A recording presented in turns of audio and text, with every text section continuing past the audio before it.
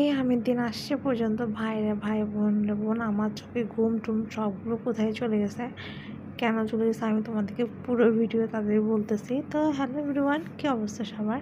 আশা করতেছি তোমরা সবাই অনেক বেশি ভালো আছো।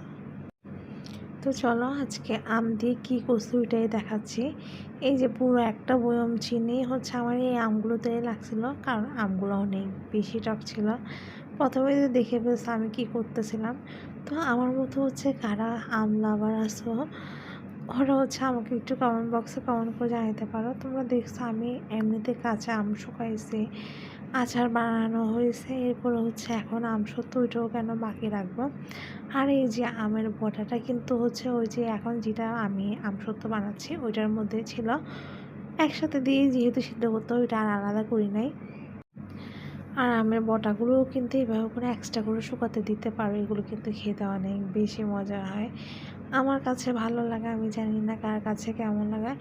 এই যে অনেকগুলো থাল কিন্তু দিয়ে দিয়েছিলাম, কারণ আমি একটু আমসত্ত্বটা বেশি করে করছি পুরো বছরটা, যাতে পুরো বছর তো খাওয়া যাবে না, বলতে গেলে প্রায় 3-4 মাসের মধ্যে শেষ হয়ে যায়।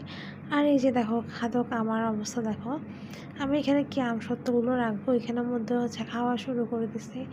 এই যেদিকে দেখা আমার ছেলে হচ্ছে যে ক্যামেরা দেখলে এত এত লজ্জা পায়, সে কোনোভাবে ক্যামেরার সামনে আসবে না।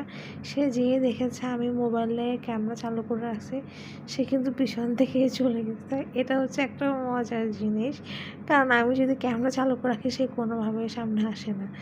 আর এই যে দেখো আমি ছুরি দিয়ে তোলার জায়গায় হচ্ছে হাত দিয়ে তুলে খেয়ে নিচ্ছিলাম।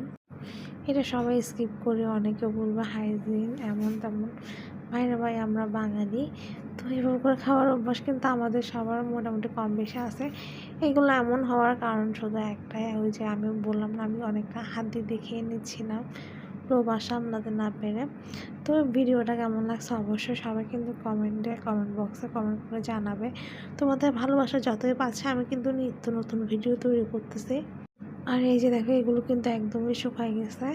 এভাবে তোমরাও কিন্তু বানিয়ে বলতে গেলে 4-5 মাসের মতো করে রেখে দিতে পারো। আজকে এতটুকু, সবাই ভালো থাকবেন আর আমাকে আর আমার ছেলেকে অনেক আশীর্বাদ।